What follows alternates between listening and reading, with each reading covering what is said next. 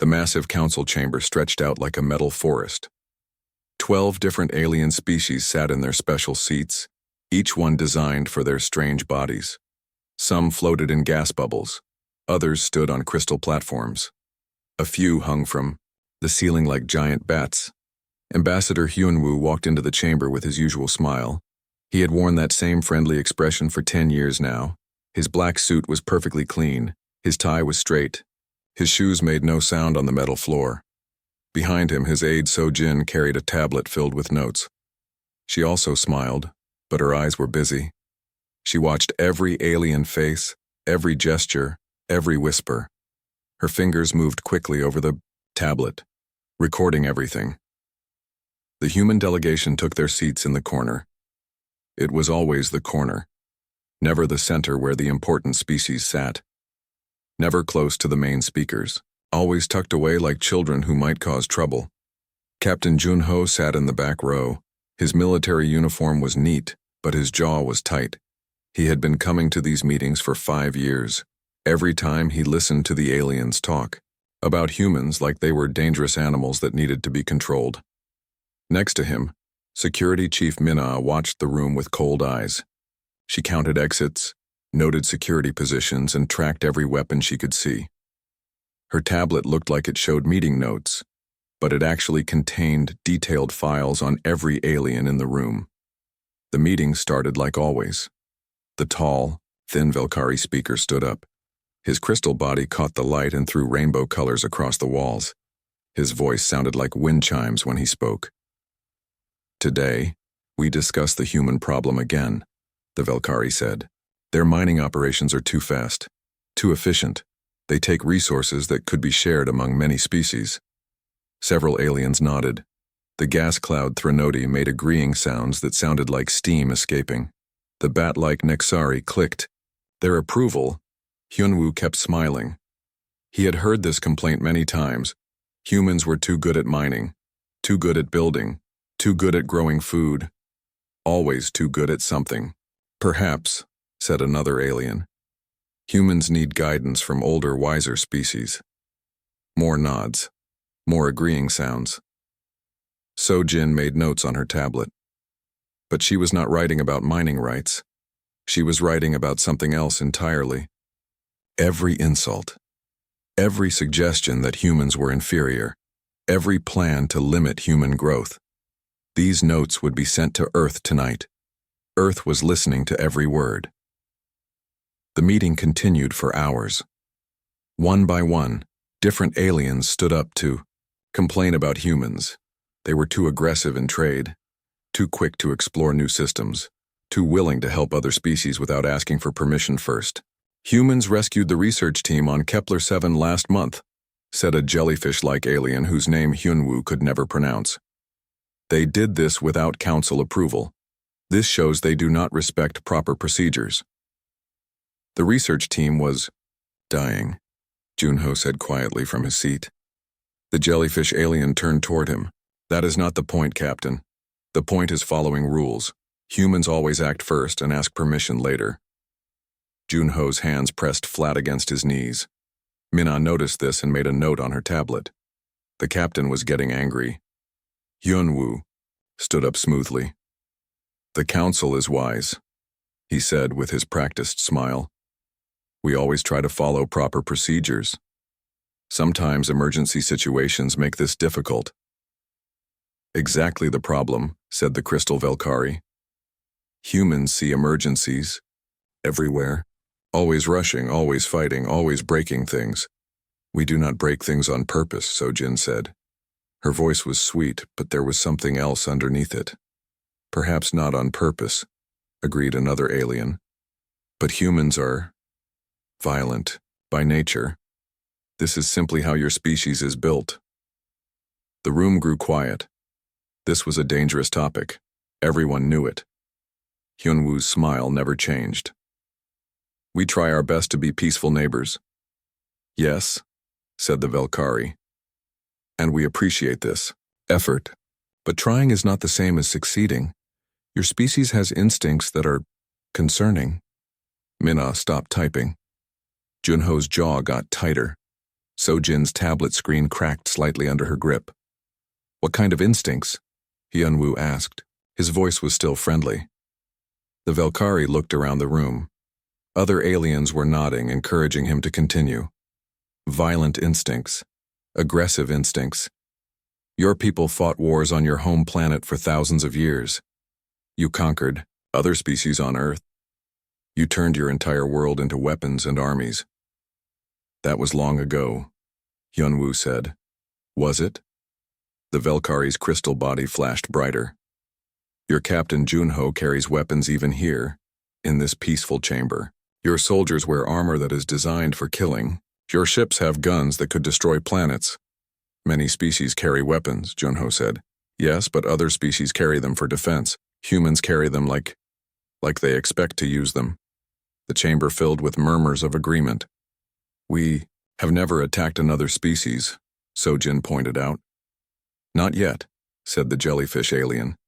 "But your military grows larger every year. Your colonies spread faster than any other species. You build defensive positions around every world you settle." "Defensive positions are for defense," Mina said, "or for preparing attacks," the Velkari replied. Hyunwoo raised his hand slightly. The gesture was small, but his team recognized it. They stopped talking and let him handle the conversation. "Honored counselors," he said, "humans have been part of the galactic community for 10 years. In that time, we have followed every law. We have respected every treaty. We have helped other species when they asked. We have never broken a single council rule." "This is true," admitted the Velkari. "But rules and instincts are different things. A dangerous animal can be trained to follow rules. This does not make it safe." The insult hung in the air like smoke. Every human in the room heard it clearly. Dangerous animal. That was what they really thought. After 10 years of friendship, trade, and cooperation, the aliens still saw humans as dangerous animals. Hyunwoo's smile stayed in place, but something changed behind his eyes. Sojin noticed it first, then Junho, then Mina. The ambassador was done being polite, but not yet. Not quite yet. "We understand your concerns," Hyunwoo said. "Perhaps we could discuss ways to address them." The Velkari brightened. "Yes, we have prepared several proposals, ways to help humans become more civilized." The word hit like a slap. More civilized. As if humans were not civilized already. Junho stood up suddenly. "I need some air," he said, and walked toward the exit. Mina followed him. "Security protocols," she explained. Sojin stayed, but her tablet showed she was sending messages to Earth. Long, detailed messages. Hyunwoo remained in his seat, smiling his diplomatic smile. But the other humans could see what the aliens could not. The smile was starting to crack. The main screen in the council chamber lit up with bright colors. The Zephyrian representative Kesmore floated in his clear tank of green gas.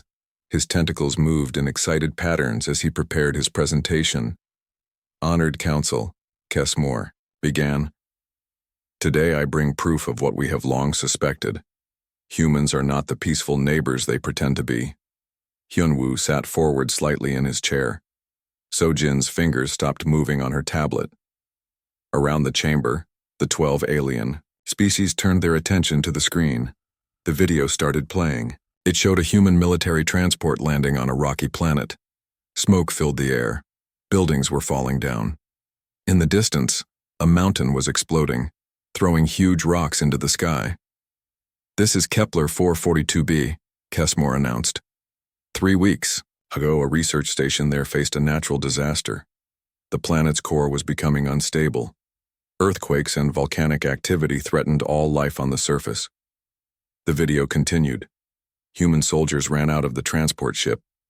They wore heavy armor and carried large weapons. Their faces were hidden behind dark helmets, but their movements were fast and aggressive. "Watch carefully," Kesmore said. "See how the humans behave." The camera focused on one soldier. His name tag said Dong-hyun in both human letters and alien symbols. He was running toward a collapsed building. His weapon was ready in his hands. "Look at his posture," Kesmore continued. "This is not the posture of a rescuer. This is the posture of a hunter. Dong Hyun reached the building and kicked down a broken door. He disappeared inside. Seconds later, he came out carrying two aliens. One was a young Threnody, barely more than a cloud of silver gas. The other was a Valkyrie whose crystal body was cracked and bleeding light. See how roughly he handles them, Kessmore pointed out. No care for their comfort or dignity. The video showed Dong Hyun running toward the transport ship. The two aliens were in his arms, but the camera angle made it look like he was dragging them against their will. Hyun-woo watched the video carefully. His diplomatic smile never changed, but his knuckles were white where he gripped his chair. The human goes back, Kessmore continued, again and again. Each time he moves like a predator. Each time he handles the rescued beings with the same rough violence. The video showed Dong Hyun making 4 more trips into the collapsing building. Each time he brought out more aliens, a family of small, furry creatures. An elderly gas being, in a protective suit, 2 more Valkyrie. Count them, Kessmore said. 12 beings rescued by this single human. But look at his face when the camera catches it. The video zoomed in on a moment when Dong Hyun's helmet was turned toward the camera. Through the dark visor, they could see his eyes. They were wide, intense, focused. This is not the face of compassion, Kessmore declared. This is the face of barely controlled violence. This human is enjoying the chaos. He feeds on the emergency. Several council members made sounds of disgust or fear. The bat-like Nexari hissed. The jellyfish aliens pulsed with angry colors. Captain Jun-ho had returned to his seat, but now he was standing again. His hand rested on his sidearm. Minna was typing rapidly on her tablet, but her other hand was also near her weapon. There is more, Kessmore announced. Watch what happens when the rescue is complete. The video showed all the rescued aliens safe inside the transport ship. Dong Hyun stood at the door, looking back at the collapsing research station. For a moment, he lifted his helmet visor. His face was visible now. He was breathing hard. Sweat covered his forehead. His eyes were still wide and intense. Look at that expression, Kessmore said. That is not relief. That is not satisfaction from helping others. That is bloodlust. That is the face of a predator who has tasted violence and wants more. The transport ship lifted off, just as the research station exploded completely. The video ended with Dong Hyun still standing in the doorway, watching the destruction. The council chamber was silent for long moments. Finally, the Valkyrie speaker stood up. This confirms our worst fears, he said. Humans cannot hide their true nature even when performing acts of so-called mercy. The rescued beings have all testified, Kessmore added. They describe feeling terrified of their human rescuer. They say he moved through the collapsing building like he was hunting prey. They say his touch was rough, uncaring. Did any of them die? So-jin asked quietly. What? The rescued aliens. Did any of them die from their injuries? Kessmore's tentacles twisted in his tank. That is not the point. The point is, did any of them die? So-jin repeated. No, but were any of them permanently injured? They recovered, yes, but the trauma, how long did the rescue take? Kessmore paused. 17 minutes from landing to departure. 17 minutes, So-jin said thoughtfully. To rescue 12 beings from a collapsing building on an exploding planet. The speed proves my point, Kessmore declared. No normal being could move that fast without violence driving them. Hyun-woo stood up slowly. The movement was smooth, but somehow it made every alien in the chamber step back slightly. May I respond to these charges, he asked politely. The Valkyrie speaker nodded. Of course, Ambassador. Thank you. Hyun-woo walked to the center of the chamber. I would like to provide some context for what you have just seen. The main screen changed. Now it showed technical data about Kepler 442b. Atmospheric readings, seismic activity, temperature measurements. The research station was located in an active volcanic zone, Hyun-woo explained. At the time of rescue, ground temperature was 47 degrees Celsius. The air contained toxic sulfur compounds, Atmospheric pressure was dropping rapidly. More data appeared. The building structure was compromised by constant earthquakes. Every minute of delay increased the chance of total collapse by 12%. Hyun-woo looked around the chamber. His smile was still there, but it was different now. Sharper. Sergeant Dong-hyun was operating under extreme environmental stress. His armor was protecting him from heat, poison gas, and falling debris. His weapon was ready because the planet's wildlife had been driven mad by the volcanic activity. The screen showed new footage. This time it was from Dong-hyun's helmet camera. The council could see what he had seen during the rescue. Calculations scrolled across the helmet display. Wind speed, structural integrity readings, medical scans of each rescued alien, communication channels showing coordination with orbit ships, medical teams, and evacuation specialists. What you called rough handling was actually emergency medical protocol, Hyun-woo continued. Dong-hyun was monitoring the life signs of every being he carried. He adjusted his grip and movement to minimize their pain and prevent further injury. The helmet footage showed more. Dong-hyun speaking gently to the frightened aliens. Even though his external speakers were broken, his hands carefully supporting, their bodies in exactly the right places to avoid causing damage. The bloodlust you observed was actually intense concentration. Dong-hyun was processing 17 different data streams simultaneously. He was calculating the safest path through unstable terrain while monitoring his own life support and the medical needs of his passengers. The council chamber was very quiet now. 17 minutes, Hyun-woo said again. That is how long it took one human soldier to save 12 lives under impossible conditions. And you call this evidence of violence? He walked back toward his seat, but stopped halfway. I am curious, he said. Where were the council rescue ships during this emergency? The question hung in the air like a blade. Where were the council rescue ships? Kesmore's tentacles moved nervously in his gas tank.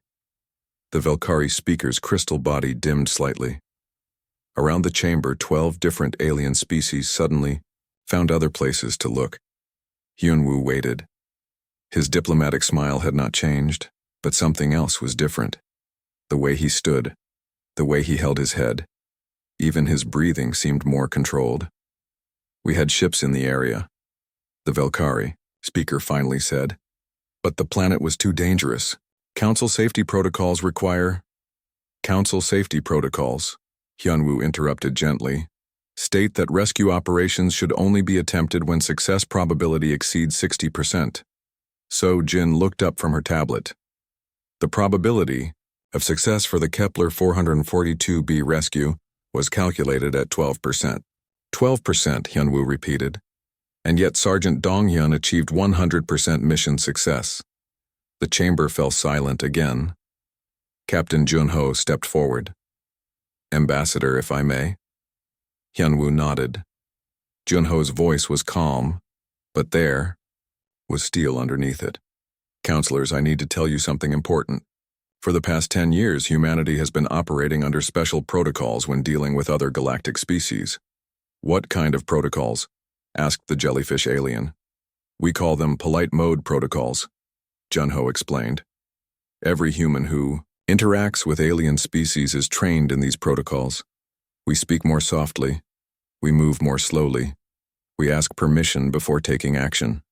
We compromise even when we know we are right. Minna stepped up beside the captain. The protocols exist because human normal behavior makes other species uncomfortable. Normal behavior? The Valkyrie speaker's crystal body flickered with confusion. Yes, Minna continued. Humans in normal mode move faster, speak more directly, and solve problems more aggressively than most galactic species prefer. So Jin was typing rapidly on her tablet. New information appeared on the main screen. Files marked, Classified, Human Diplomatic Corps.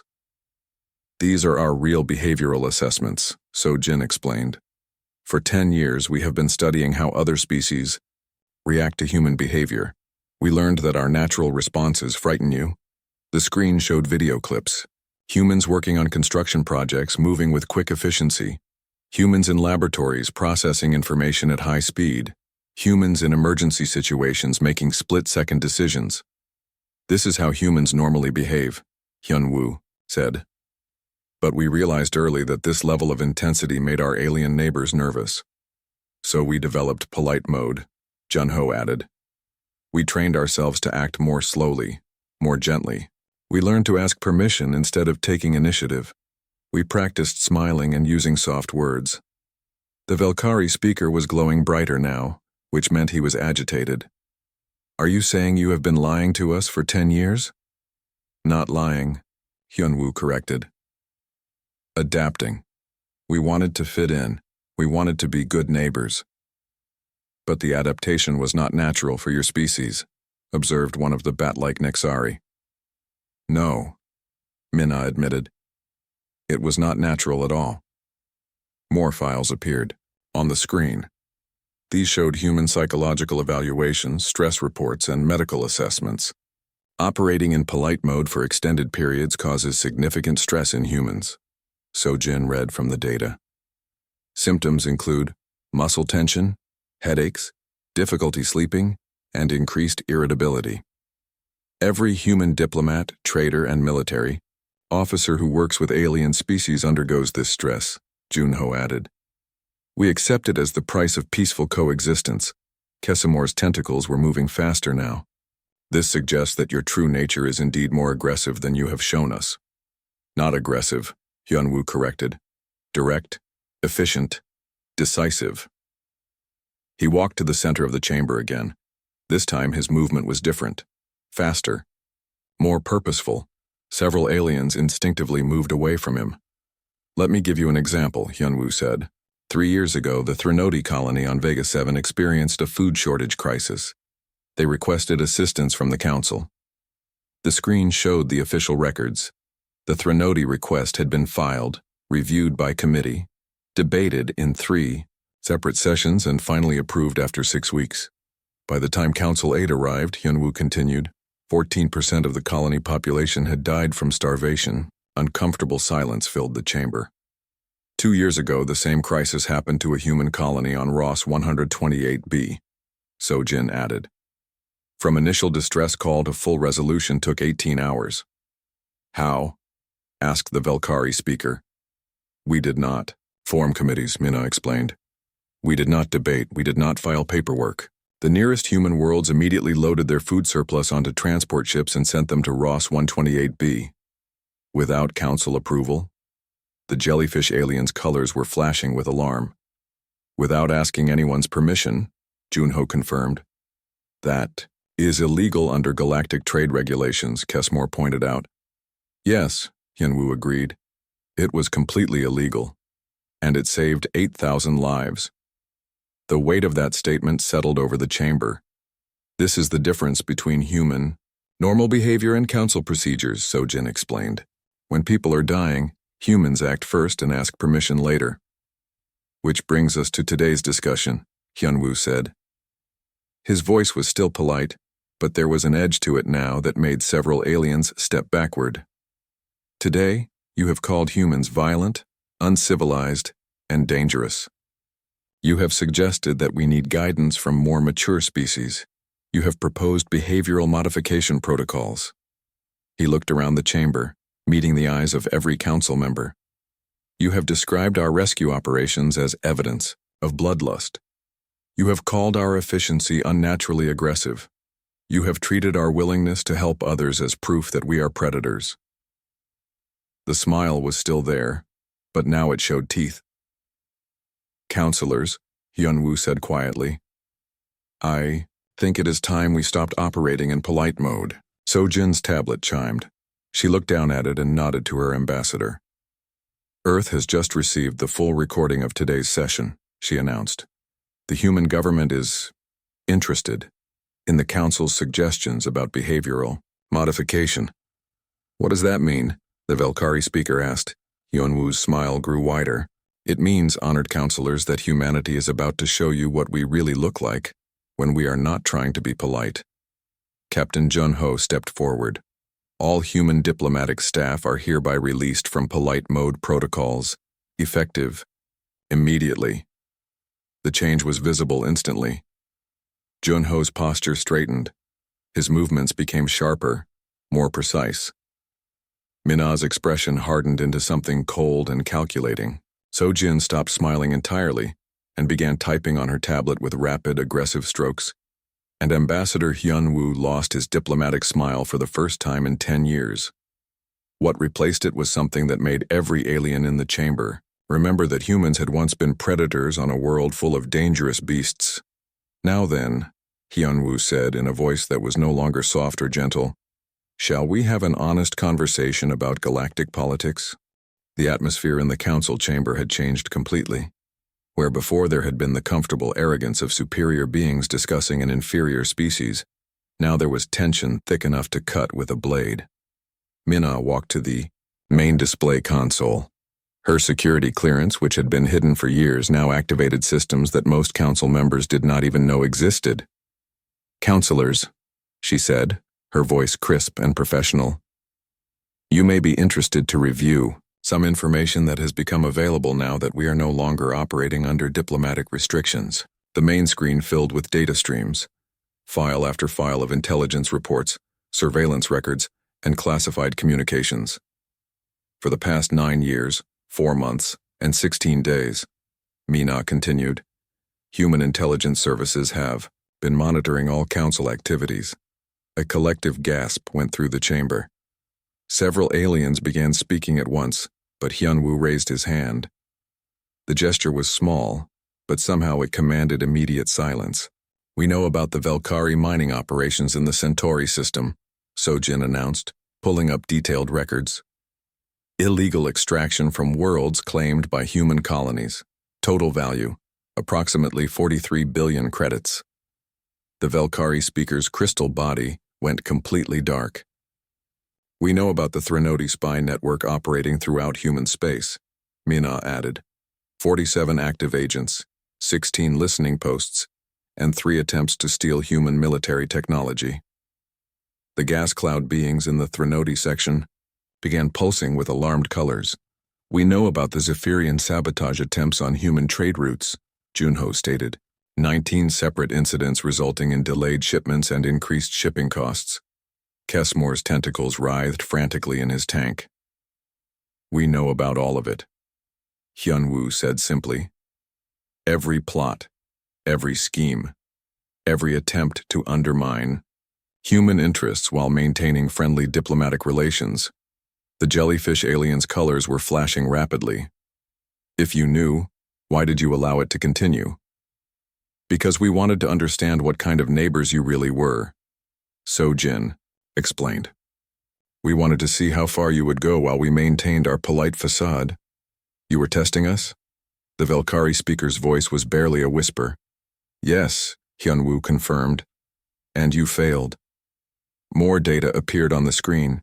This time it showed council voting records, economic agreements, and territorial decisions from the past 10 years.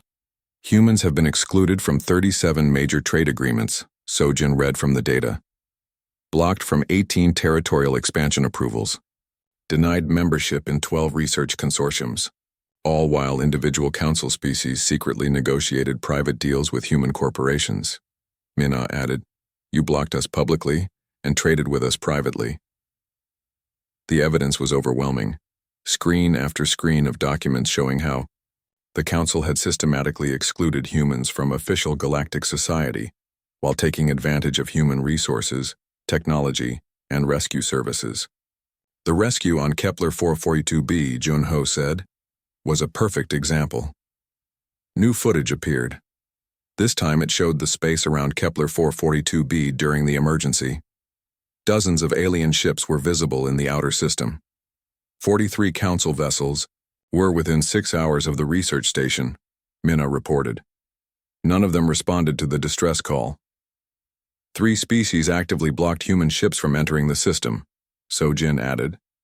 They claimed it was a council matter and that human intervention was not welcome. "We came anyway," Hyunwoo stated. "Why?" asked the bat-like Nexari. "Because people were dying," Junho answered simply. The chamber fell silent. This is the fundamental difference between humans and the Council, Hyunwoo continued. When faced with crisis, you form committees, you debate, you follow procedures, you protect yourselves. He walked slowly around the chamber, looking at each alien species in turn. Humans see people in danger and we act. We do not ask permission. We do not calculate political advantages. We do not worry about proper procedures. This is why you frighten us, the Velkari speaker admitted. No, Sojin corrected. You are not frightened of our willingness to help others. You are frightened of our competence. More data filled the screen. This time it showed comparative statistics between human and Council responses to various crises over the past decade. Emergency response time. Humans average 4.7 hours. Council average 6.3 days. Success rate. Humans 94.7%. Council 23.1%. Casualty rates. Human operations average 0.3% fatalities. Council operations average 12.8% fatalities. The numbers were devastating. You do not fear our violence, Minna observed. You fear our effectiveness. The behavioral modification protocols you mentioned, Junho said. What exactly did you have in mind? The Velkari speaker's crystal body flickered nervously. Standard civilizing procedures, educational programs, cultural adjustment therapy. Therapy to make us slower? Sojin asked. Therapy to make us less efficient? Minna added. Therapy to make us more like you, Hyunwoo concluded. He stopped walking and faced the center of the chamber. Counselors, I need to inform you of something important. Everything you have seen today, our diplomatic politeness, our willingness to follow your procedures, our acceptance of your insults, all of that was an act. The silence was deafening. For 10 years, humanity has been pretending to be weak, slow, and dependent on Council guidance. We thought this would make integration easier. We were wrong, Junho added. Sojin pulled up new files. These are the real statistics for human civilization. The numbers that appeared on screen made several aliens stagger backward. Current human population, 2.7 billion across 847 worlds. Military assets, classified but sufficient. Industrial capacity, approximately 40 times Council estimates. Technological advancement rate, 12 years ahead of most Council species. Economic output, 63% of total galactic GDP. The last number hung in the air like a thunderclap. 63%? The jellyfish alien whispered. Humans produce almost 2/3 of everything in the galaxy, Minna confirmed. We grow most of the food. We mine most of the raw materials. We manufacture most of the technology. We provide most of the emergency services. And in return, Hyunwoo said, you offer us behavioral modification therapy. Kessamore found his voice. This changes everything. Yes, Hyunwoo agreed. It does. He walked back to his seat, but he did not sit down. As of today, humanity is withdrawing from all Council procedures. We will no longer ask permission to save lives. We will no longer pretend to be weak. We will no longer smile politely while you insult us. What are you saying? The Velkari speaker asked. Sojin looked up from her tablet. We are saying that polite mode is officially terminated. And what does that mean for the rest of us? Hyunwoo smiled, but it was not the diplomatic smile they remembered. This smile was sharp and cold and completely honest. It means you are about to learn what humans are really like when we stop pretending to need your approval. The main display screen went dark for a moment. Then it lit up again, showing a view of space around the Council station. At first, nothing seemed different. The same stars, the same empty darkness, the same sense of peaceful isolation that had always surrounded the diplomatic station. Then the ships appeared. They did not decloak dramatically. They did not announce their presence with fanfare.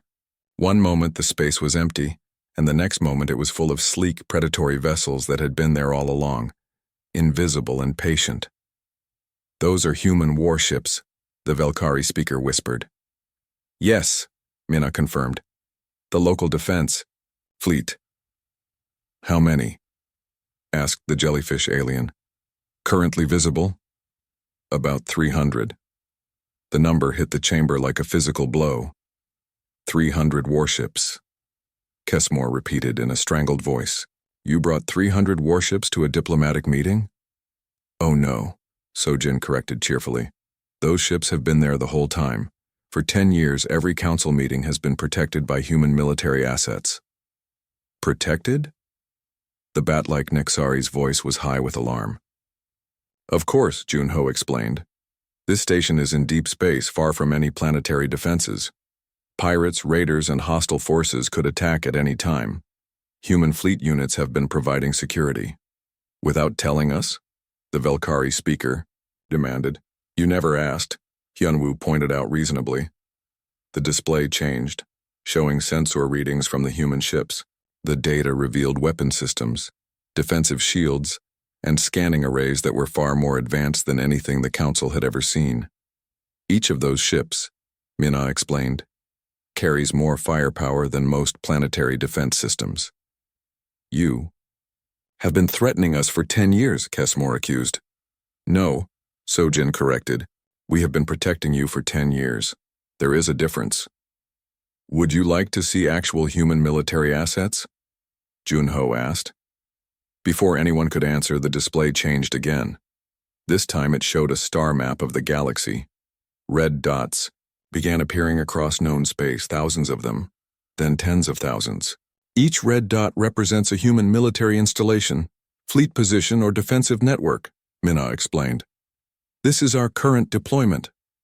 The galaxy was revealed to be thoroughly saturated with human presence. Every major trade route, every important system, every strategic position was marked with red dots. How is this possible? The Velkari speaker breathed. We have been busy, Hyunwoo said simply. But your colonies, the jellyfish alien protested. You only have small settlements on frontier worlds. Those are our public colonies, Sojin corrected. The ones we told you about. New data appeared. The real scope of human expansion was staggering. Hundreds of hidden worlds, massive industrial complexes, fleet construction facilities, research installations. While you were debating whether to grant us mining rights on 12 systems, Junho said, we were establishing infrastructure across 2,000 systems. This is illegal, Kessmore shouted. Expansion requires council approval. Under whose authority? Hyunwoo asked. Council law. Which applies only to council members, Minna pointed out. Humans were never actually granted full membership, remember? You kept us in observer status. The legal trap was elegant and devastating. For 10 years, the Council had used humanity's observer status to limit their rights and privileges. Now that same status meant that Council laws did not actually apply to human activities. You have been conquering the galaxy while pretending to be our junior partners, the Velkari speaker said. Not conquering, Sojin corrected. Settling, building, growing, creating. What's the difference? Conquered territories are taken by force from existing owners, Hyunwoo explained. We settled uninhabited systems and built our own worlds. Without permission. We do not need permission to settle empty space, Junho stated. The display showed more details. Human colonies were not crude frontier settlements. They were advanced technological civilizations with populations in the millions. Industrial output that dwarfed most council homeworlds. Military academies producing officers trained to standards that no other species had ever achieved. The research station on Kepler 442b, Minna said, changing the subject smoothly. Do you remember who built it? It was a joint project, the Velkari speaker replied cautiously. Built with human technology, using human materials, powered by human energy systems, Sojin listed. The aliens working there were using equipment designed and manufactured by humans. So when the disaster struck, Junho continued, and human forces responded to save lives, we were actually responding to protect our own installation and rescue people who were using our own technology. Yet you presented this as evidence of human aggression, Hyunwoo observed. The chamber was silent except for the nervous sounds of various aliens trying to process what they were learning. "What happens now?" the jellyfish alien finally asked. Hyunwoo looked around the chamber one final time. "Now, humanity operates according to our own interests, instead of pretending to need your approval." "Are you declaring war?" the Velkari speaker asked. "War?" Hyunwoo seemed genuinely surprised. "Why would we declare war?" "Because you have the power to destroy us all," Kesmore said quietly. "Yes," Hyunwoo agreed. "We do. But destruction is inefficient." Sojin looked up from her tablet. "Earth has just received approval for our new operational parameters. All human diplomatic staff are authorized to pursue direct action protocols." "What does that mean?" the bat-like Nixari asked. "It means," Minna explained, "that humans will continue to save lives, build colonies, conduct trade, and maintain security throughout the galaxy. But we will no longer ask your permission first. We will no longer attend these meetings," Junho added. "We will no longer pretend that your opinions matter for human decision-making. We will no longer smile politely while you insult us," Sojin said. "And we will no longer operate in polite mode," Hyunwoo concluded. He walked toward the chamber exit, followed by his team. At the door he paused and looked back. "Counselors, you have spent 10 years trying to make humans more like you. Slower, more cautious, more dependent on committee decisions and bureaucratic approval." His smile was sharp and completely honest. "Instead, you have taught us that we were right to trust our own instincts. You have shown us that our way of doing things, fast, direct, effective, is superior to your methods. For 10 years we tried to fit into your system. Today, we stop trying."